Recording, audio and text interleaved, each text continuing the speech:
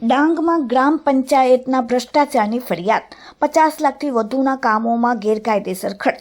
ડાંગ જિલ્લાની આહવા ગ્રામ પંચાયતમાં છેલ્લા 5 વર્ષમાં બનેલા અનેક વિકાસના કાર્યોમાં ભ્રષ્ટાચાર સામે આવ્યો છે.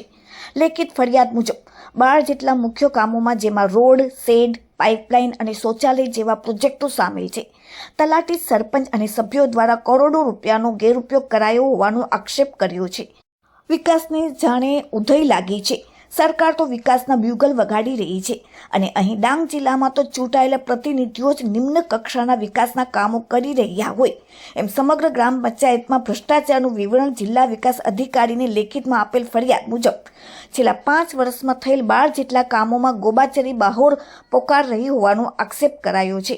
જ્યાં 15માં નાણાં પંચ અને એટીવીટી યોજના અંતર્ગત આરસીસી રોડ, બ્લોકના કામો, શાળામાં શેડ, પાઇપલાઇન તેમજ શૌચાલયના કામોમાં ભ્રષ્ટાચાર આચરતા પોકાર કામોને લઈ આશરે 16 જેટલા કામોમાં તલાટી, સરપંચ તેમજ સભ્યો દ્વારા મોટા પ્રમાણમાં ભ્રષ્ટાચાર કરાયો હોવાની ફરિયાદ કરતા કામો કરનારને શિયાળામાં પરસેવો છૂટી ગયો હતો.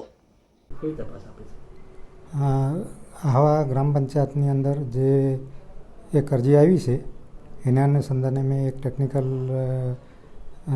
સ્ટાફ સાથેની ટીમ બનાવી અને આહવા ગ્રામ પંચાયતના જે અરજીમાં દર્શાવેલ કામો તપાસ કરી અને એનું રિપોર્ટ આવે પછી એની સાચી હકીકત બહાર આવશે ને પછી એની આગળની કાર્યવાહી કરવામાં આવશે. મારું નામ નરેન્દ્રભાઈ ચંદ્રકાંતભાઈ ગાવિત.